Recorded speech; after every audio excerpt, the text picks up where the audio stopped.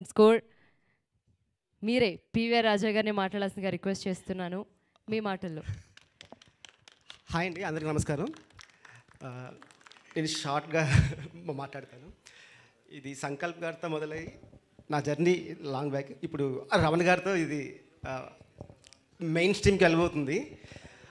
నాకు సుక్కు గారు కూడా బాగా పరిచయం.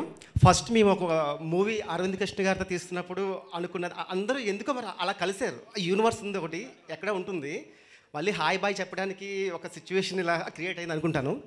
వచ్చిన అందరికీ థ్యాంక్స్. అరవింద్ గారికి, మా నూరికి.